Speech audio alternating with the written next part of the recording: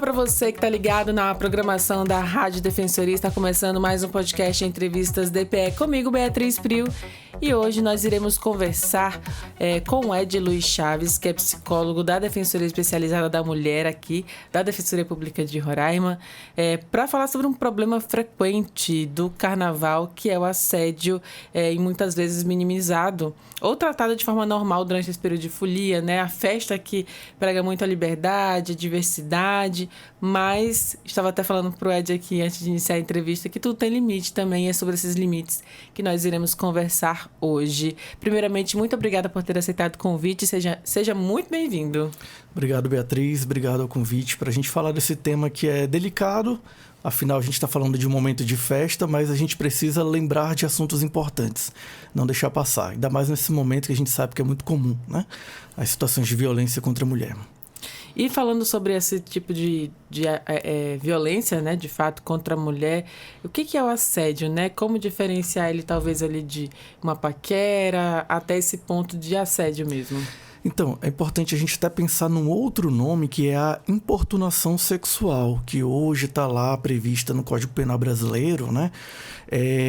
Que é diferente do assédio, porque o assédio ele prevê uma relação de hierarquia. Então, o assédio ele vai ser mais comum, por exemplo, no ambiente de trabalho, onde tem um chefe que utiliza desse espaço de poder para poder, né, se satisfazer, né, da lascívia, dos seus interesses pessoais, dos seus próprios desejos. Então, é mais comum no ambiente de trabalho o assédio. Já a importunação sexual, ela pode acontecer em qualquer espaço, no espaço público, na rua, e não precisa ter uma relação de convivência prévia, né?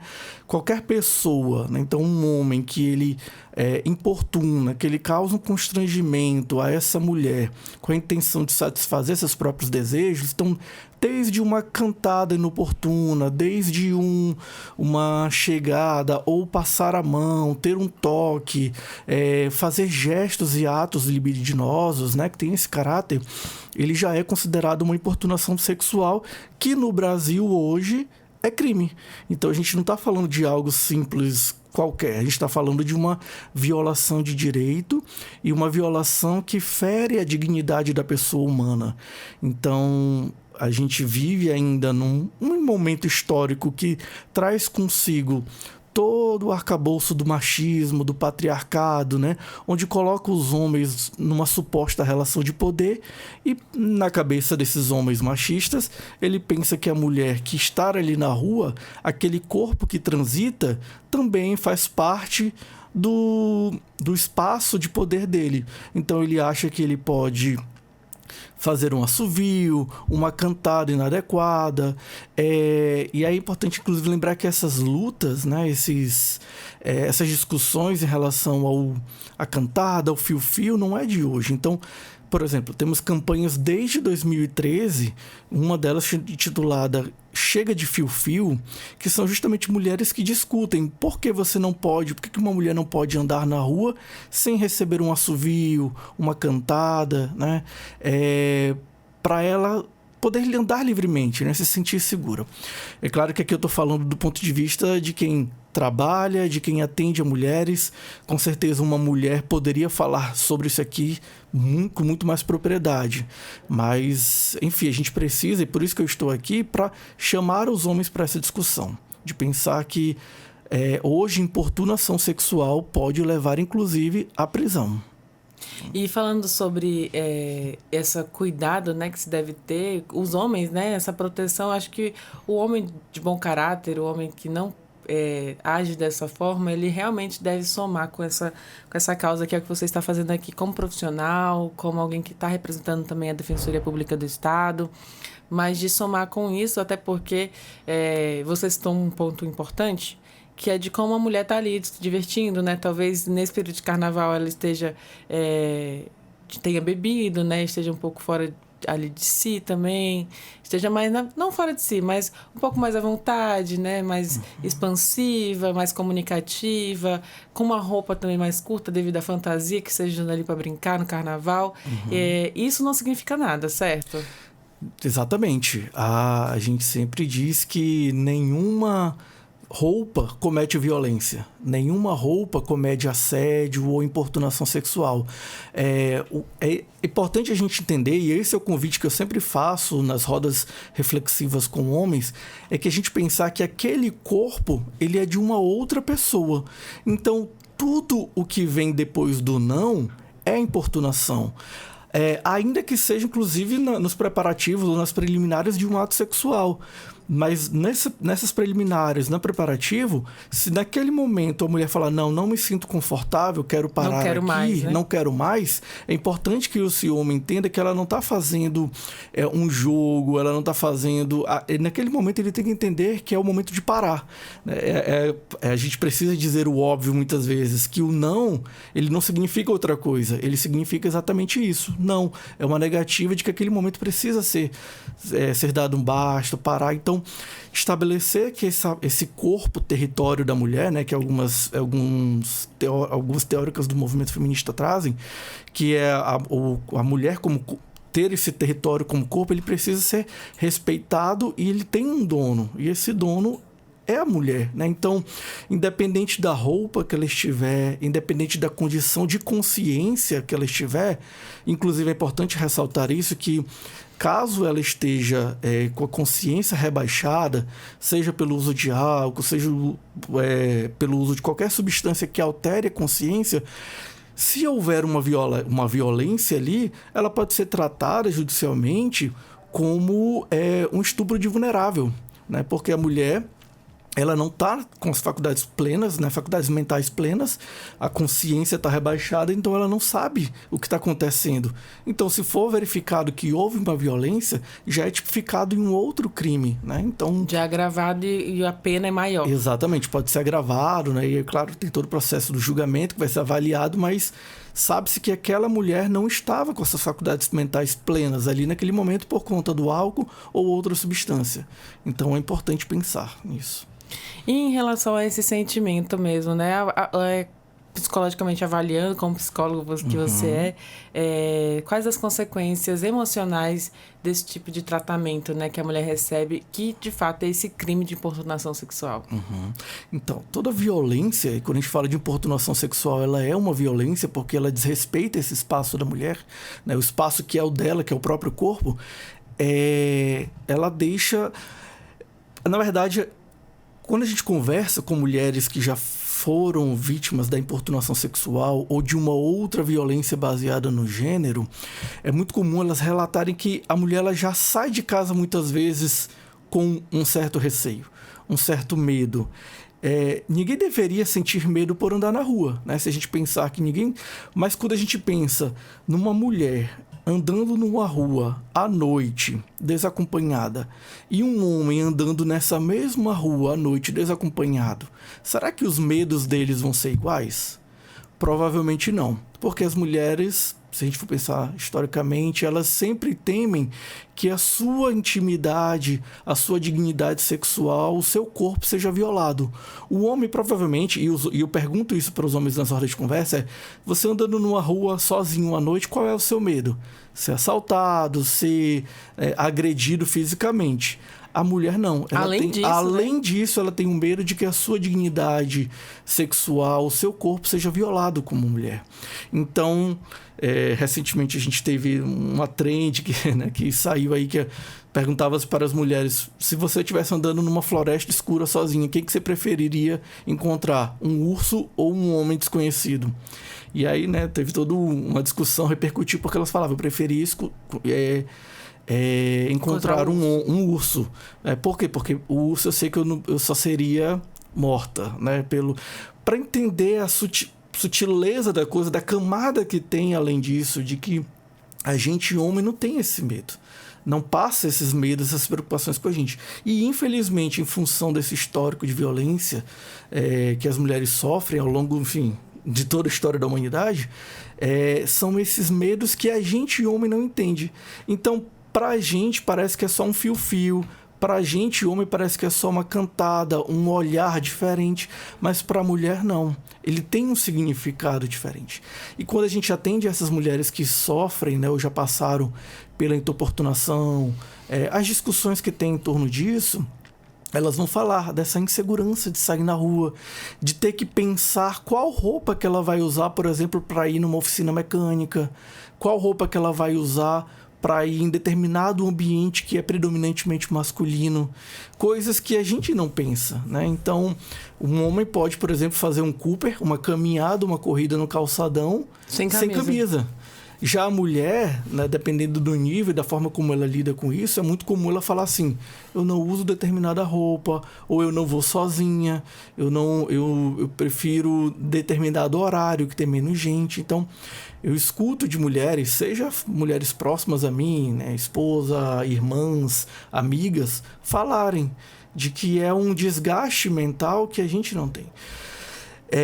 E aí, fora, claro, a depender do nível de violência que ela sofre. Então, já atendi mulheres, mulheres que sofreram violências sexuais, o estupro, há mulheres, né, que passaram pela importunação sexual, e não existe um mais, um menos. É uma violência menor ou uma violência menor. Não, porque o impacto ele é muito subjetivo, né? Vai de cada pessoa. Vai de cada pessoa. Então, cada um tem a sua forma de reagir ao mundo, as experiências que vive. Então, tem mulheres que isso pode desenvolver um estado mental de um agravamento de saúde muito grave, né? Muito sério. Então, mulheres que podem desenvolver, de repente, um transtorno de estresse pós-traumático por passar por determinados locais, por determinadas situações, né? Quando a gente fala de... Imagina, você ter que andar em alerta. O alerta, ele é uma capacidade da ansiedade, uma estrutura da ansiedade que é importante para a gente se precaver de determinadas situações de perigo. Mas viver em alerta o tempo todo leva a gente para um estado emocional que gera cansaço, gera desconforto, gera incômodo, né? E a ansiedade tende a aumentar se a gente não se sentir livre, não se sentir confortável nesses ambientes. Eu, como mulher, agora posso falar que meu lugar preferido, aliás, meu horário preferido para correr hoje, por exemplo, praticar corrida ou caminhada, é no horário de pico, digamos assim. Uhum. Não porque... Pico eu digo que tem muita gente ali na rua. Sim. Porque com muita gente tem outras mulheres, tem famílias, até tem crianças, então ali é um ambiente onde eu me sinto segura, digamos, na praça ali, né? Então, sendo onde muita gente corre. Já não vou depois, por exemplo, das 9, 10 horas, porque aí reduz a quantidade de pessoas. E eu não sei, tem outros homens lá, não sei quem são esses homens. Eu não sei, andar na rua sozinho eu não ando. Já fui assaltada 3 vezes também. Não sofri essa importunação, essa violência de gênero, mas fui assaltada 3 vezes.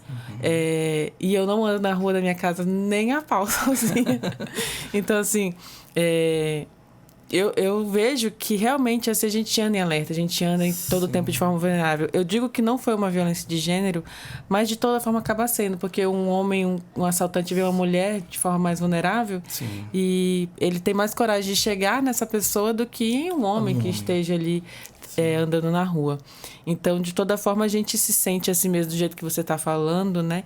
E aí eu queria entender, como você como profissional, como que isso impacta a autoestima da mulher, né? Como é que isso depois reverbera? Você falou que possa desenvolver ali um sentimento pós-traumático, né? Um transtorno, ou talvez uma ansiedade, mas a autoestima, como é que ela é abalada? Eu já escutei relatos de mulheres que falam: eu prefiro não me maquiar, eu não prefiro usar determinada roupa porque isso pode despertar olhares. Então, naturalmente, a mulher vai fazer esse trabalho de repensar como que ela vai se posicionar, como que ela vai vestir, como que ela vai andar, para que ela não sofra isso. Então, naturalmente, isso reflete na forma como ela vai se ver e como que ela vai se posicionar no mundo. Então, se a gente sabe que a gente vive num mundo machista, que vive num mundo... É claro que quando a gente fala assim, parece que todos os homens são possíveis predadores sexuais, possíveis violadores de direitos da dignidade da mulher, né? E não, porque a gente sabe que hoje já tem muitos homens que discutem e conseguem levantar isso. Mas a gente sabe que a cultura ainda é de uma cultura muito mais estabelecida no patriarcado. Então, se a gente for ver mais a fundo, o próprio assalto à mulher, ele é um reflexo de uma violência de gênero, né? Porque o biotipo da mulher, em geral, tende a ser mais vulnerável, né? A estrutura física da mulher. Então, o homem entende que ali ele tem um acesso, uma possibilidade maior de assaltar. Mas, voltando à questão dos impactos, sim.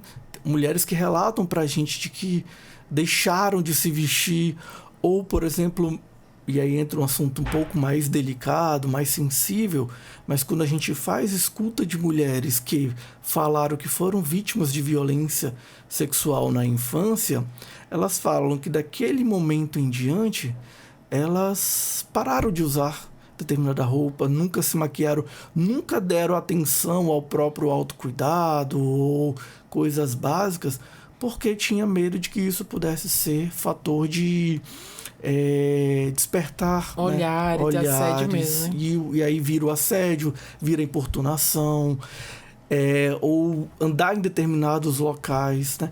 Isso pode ser simples, mas não é, porque a nível subjetivo, imagina o quanto que isso impacta na vida de uma mulher. É um tema sensível, é um tema que inclusive pode gerar aí algum desconforto em algumas mulheres que estejam escutando isso, mas de pensar que às vezes inconscientemente ela faz isso porque sabe que na estrutura de sociedade que a gente vive, se ela agir de determinada forma, pode dar a entender de que ela é uma mulher fácil, de que ela é uma mulher que tá querendo algo a mais, né? Então, outros relatos que a gente escuta quando faz o acolhimento dessas mulheres poxa, eu era só uma pessoa brincalhona. E aí, levando, por exemplo, para o ambiente de trabalho, o meu chefe entendeu que eu estava, né, querendo algo. E não, eu era apenas uma mulher comunicativa, que gostava de me expressar. E aí ela precisou se colocar no lugar de recolhimento. Deixar de ser quem ela era para poder, né, evitar, por exemplo, o assédio. E aí entra a culpa também, né? Que é outro sentimento que é muito comum a gente escutar, né? Em todas as violências que as mulheres sofrem, elas sempre tentam buscar uma resposta, até inconscientemente, de será que eu fiz algo? Será que eu dei a entender algo? Né? E ela sempre busca essa culpa para tentar justificar. E a gente sempre fala que não. A violência ela não tem justificativa. Não foi você quem cometeu a violência. E aí a gente tem que trazer ela para o lugar da vítima ou sobrevivente, né? Imagina, você sofre a violência e você tem que buscar para si uma justificativa. Não, será que foi por conta da roupa que eu vesti? Será que foi porque eu falei assim? Então, esse trabalho, muitas vezes, a mulher precisa de um suporte terapêutico.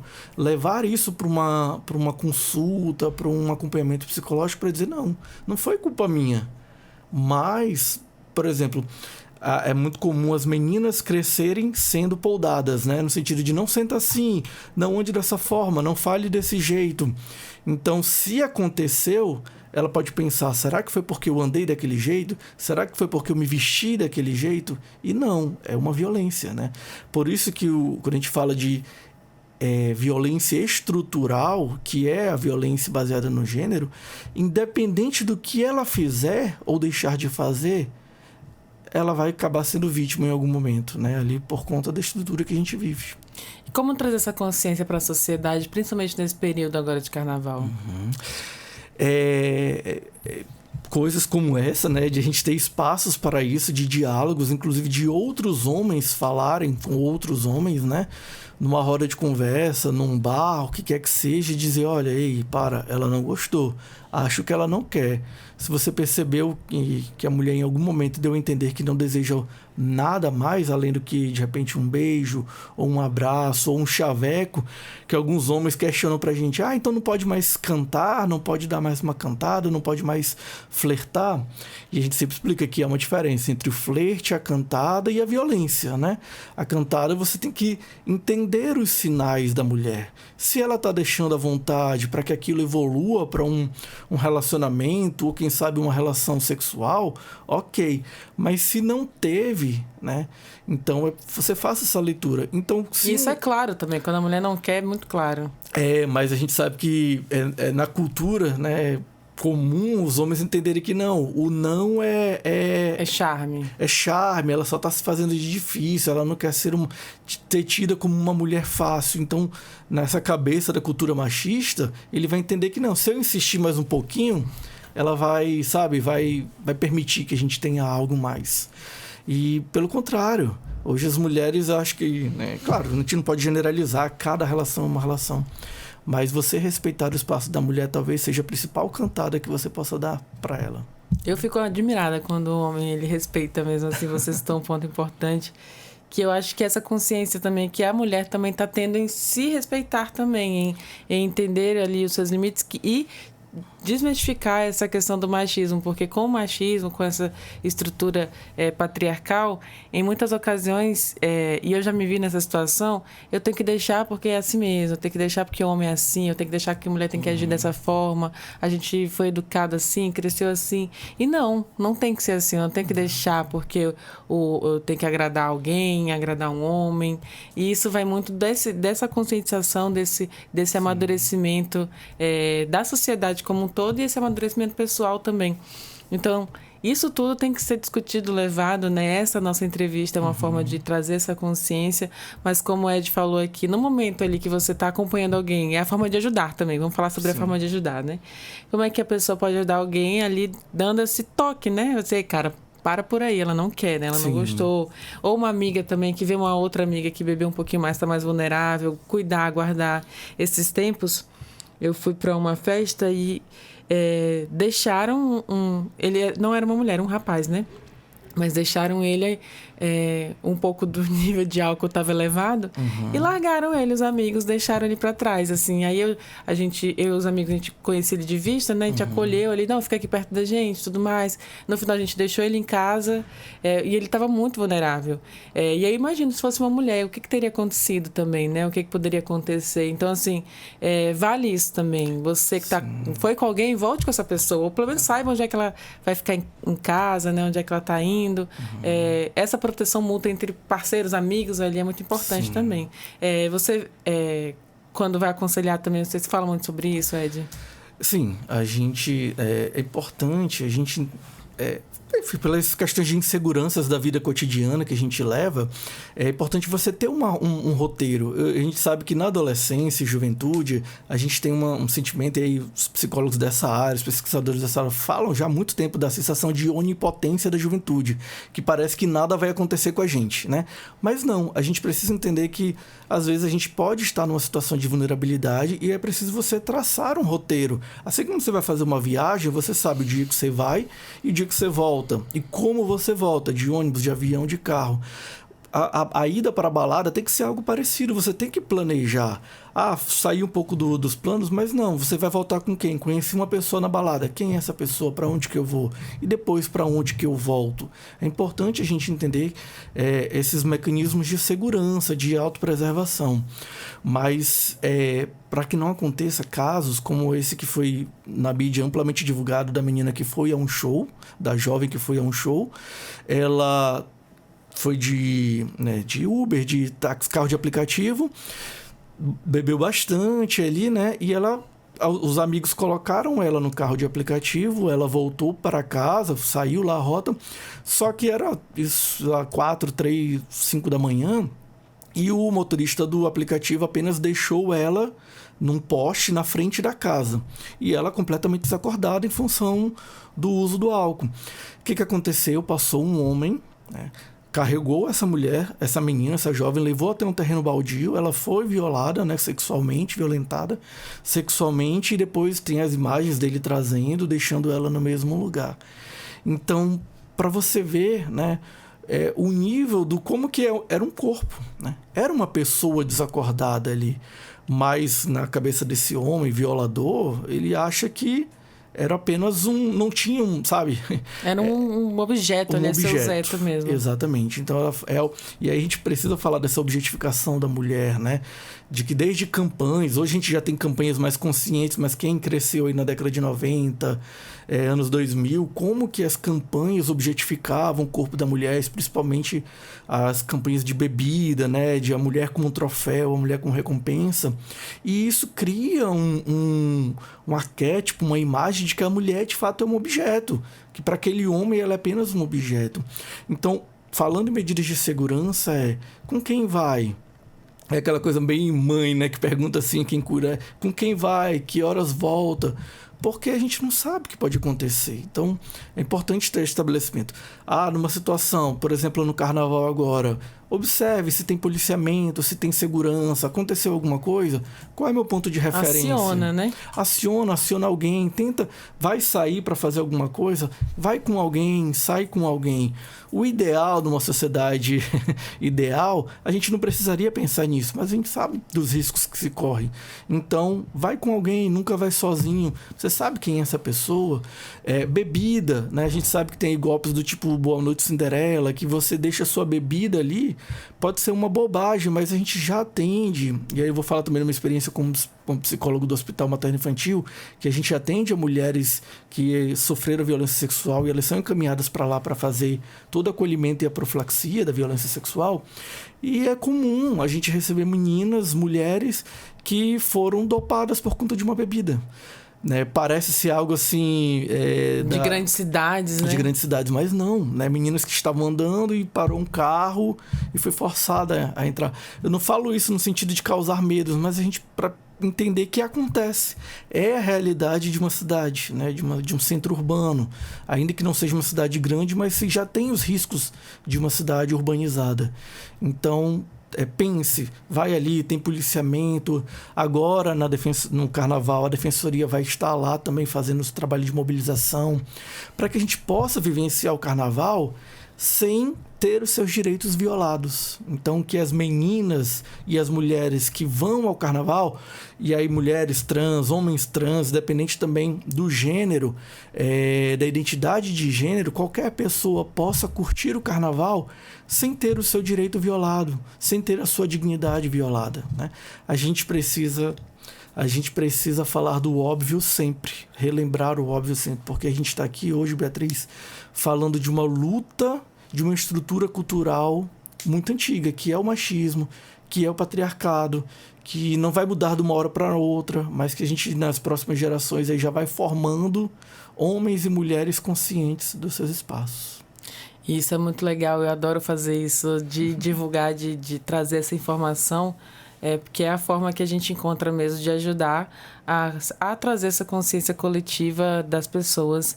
E aí eu lembro sempre, né, até falei esses dias em outra entrevista que era uma temática também sobre cuidados no período de carnaval, mas era com outra temática, mas falando assim, que seja uma boa memória, né? Que seja uma festa que traga ano que vem uma boa memória e não um trauma, não uma violência, não um momento difícil ali. E para quem costuma, e aí eu quero até que você fale um pouquinho a respeito disso, para quem já sabe que se beber perde o controle, também tenha controle ali na quantidade de álcool que você toma, né? Principalmente o homem. Quando eu bebo muito, eu fico muito para frente, eu perco... aliás, eu crio coragem de ir atrás das mulheres. Saiba também ali que existe um limite. E não é porque você está alcoolizado que você também pode sair passando a mão, né? E aliciando... Aliás, assediando as mulheres, importunando sexualmente. Eu falo isso por conta das experiências que a gente vai acumulando ao longo da vida, das entrevistas que a gente realiza aqui também no podcast. Então, é muito importante lembrar que para se divertir de forma segura e de forma saudável, que ano que vem se torne uma memória incrível do Carnaval 2025, que viva com consciência e limites. Limites são importantes. E eu queria que você deixasse uma mensagem também sobre o trabalho que a Defensoria realiza. A Defensoria tem a Defensoria Especializada da Mulher, mas agora, então, reforçando o período de carnaval, vai ter ação. Isso. Então, só para falar da questão do álcool, eu digo sempre que para beber tem que ter maturidade, porque você tem que conhecer até onde vai, né? A gente sabe que tá aí uma liberação de consciência, né, você se sente mais à vontade, mas é preciso sempre respeitar o espaço do outro. Então, se beber, né, tem que ter uma maturidade para saber, não, acho que daqui para frente eu já passei do meu limite, o meu limite é entender que existe o limite do outro. E a Defensoria, sim, esse ano, né, tá aí com o Bloco dos Direitos, levando aí conscientização e também fazendo atendimentos em orientações para que as pessoas possam, lá na Praça Fábio Marques Paracate, né, em parceria aí com a Prefeitura, vai estar com a equipe ao longo dos 3 dias ali, né, dia 2, 3 e 4, com equipes, né, na praça, para fazer orientações, né? Então, desde orientações ao direito do consumidor, até as questões de violência, abuso de autoridade, importunação sexual, principalmente, porque a gente sabe que é comum acontecer nesse período de liberação aí das fantasias, né? Dos desejos, enfim. Mas é importante a gente fazer isso com consciência. E como a Defensoria ela é um órgão de garantia de direitos, por que não, então, imagina, você poder brincar o carnaval sabendo que tem ali um órgão que possa te auxiliar na questão de será que isso aqui passou do meu direito? Porque, às vezes, a pessoa que é vítima de violência, ela não percebe que é vítima de violência. Ou ela nem sabe que aquilo é uma violência. E no momento da violência, muitas vezes a gente paralisa, sabia? Sim, sim. A sensação, assim, é de... É sério que isso está acontecendo? Eu não estou entendendo o que está acontecendo. Às vezes até ri no momento. E depois, quando a consciência vem, quando você para refletir, aquilo começa a doer. E aí que vem um entendimento da violência que se sofreu. Isso acontece, acho que em todos os âmbitos, desde a violência doméstica, familiar, importunação na rua, um assédio no trabalho. O primeiro impacto da violência é a não compreensão, vivida ali no exato momento. É uma coisa muitas vezes que vem depois. Comigo acontece assim, sempre vem depois. Eu falo, meu Deus, aconteceu. Mas a gente sobrevive, né? E a Defensoria está aí para dar esse apoio. Exato. E caso alguém tenha sofrido essa importunação, como buscar realmente esse apoio, não apenas no dia de carnaval, mas queira uma ajuda da Defensoria, um atendimento, como é que faz, Ed? Hoje, o núcleo, né, especializado, a Defensoria Especializada de Proteção e Defesa dos Direitos da Mulher, ele se encontra na Casa da Mulher Brasileira, ali na rua Uraricuera, 919, no bairro São Vicente. A Casa da Mulher Brasileira, ela compõe aí, né, tem essa rede de proteção à mulher, e lá também conta com a Delegacia Especializada da Mulher. Então, na dúvida, você precisa de orientação jurídica ou você sofreu algum tipo de violência, e não somente importunação sexual, até porque a gente sabe que é comum o número de casos aumentarem de violência doméstica nesse período, porque as pessoas estão ali mais em casa, fazem às vezes uso abusivo do álcool, e isso também é fator predisponente para violência doméstica. Então, se você foi vítima de alguma violência de gênero, né, você mulher trans, sofreu a violência, você pode buscar a Casa da Mulher Brasileira. Lá tem o núcleo da Defensoria Pública, você vai receber o suporte, né, no dia que você for agendada, mas de imediato você já pode ser atendida pela casa, pela rede de acolhimento, e pode inclusive fazer uma denúncia, né? A Delegacia da Mulher, ela funciona 24 horas lá na Casa da Mulher Brasileira, e você pode sim fazer a sua denúncia a qualquer hora do dia e da noite. Ed, tem um telefone lá da especializada da Defensoria? Tem sim. Deixa ele procurar aqui, que ele vai procurar. Mas só lembrando aqui, vou reforçando sobre o trabalho da Casa da Mulher Brasileira, que foi uma das maiores conquistas, eu acho, para as mulheres aqui em Roraima, pela luta, né, da causa das mulheres, né, da proteção à mulher. E realmente, como o Ed está falando, lá dispõe de todas as instituições públicas em defesa da mulher aqui do estado de Roraima, é muito importante. E a Defensoria se faz presente lá. Contei o telefone, Ed. Exato. E o telefone da Defensoria Especializada de Promoção e Defesa dos Direitos da Mulher é o 98104-2104. Né? Então, nesse número, ou você também pode aí entrar no site da Defensoria, que você encontra o atendimento, o número geral, né, da Defensoria Pública, para você também marcar um atendimento com a gente, receber as orientações jurídicas necessárias, quando se tratar de violência contra a mulher. O site, só para lembrar, defensoria.rr.def, de Defensoria, só o F muda ali, .br. E aí você entra em contato também com a instituição, a nossa Defensoria Pública do Estado, que está à disposição de defender, principalmente, neste caso agora especializada, as mulheres, mulheres trans também vítimas de violência. Então, eu queria agradecer de mais uma vez por contribuir aqui conosco. Desde a primeira vez que eu conversei com o Ed, eu até falei para ele é o homem que eu deixo falar sobre feminismo. Porque ele realmente estudou, né, acompanha, está de perto ali, vivenciando e ouvindo histórias diariamente de muitas mulheres que chegam a ele e tem essa consciência realmente desse papel dele como profissional, mas também como homem na sociedade. É pai, né? É casado, cuida ali da sua família também. Então, fica aí a dica para você que vai curtir o carnaval. Aproveite, se divirta, ria muito, aproveite os amigos, mas tenha consciência, né? Saiba como vai, como volta para casa, saiba com quem está acompanhando você, saiba que a Defensoria, assim como outras instituições também de segurança, como a Polícia Militar e outras instituições, estarão à disposição também para qualquer pedido de socorro nessas festas. E aproveite, se divirta e que seja uma boa memória em 2026 do carnaval em 2025. Quer deixar uma mensagem também, Ed? É isso, Beatriz. Eu agradeço mais uma vez a oportunidade de estar aqui falando sobre esse tema, que para mim é um tema muito importante, porque é uma luta diária, constante, porque a gente atende, infelizmente, aí um número grande de mulheres vítimas de todas as violências que a gente possa imaginar, mas também deixar essa mensagem que a gente possa curtir esses dias, né, que é tão caro e significativo para os brasileiros, que é uns dias de alegria, de festa, né? Quem é de festa, quem é de stream vai de stream, quem é de retiro vai de retiro. Quem é de interior vai de interior. Quem é de interior vai de interior, mas que a gente possa usar esses dias aí para o nosso cuidado, a nossa diversão, nosso momento de lazer. E a Defensoria está aí à disposição para a gente poder prestar os serviços que forem necessários.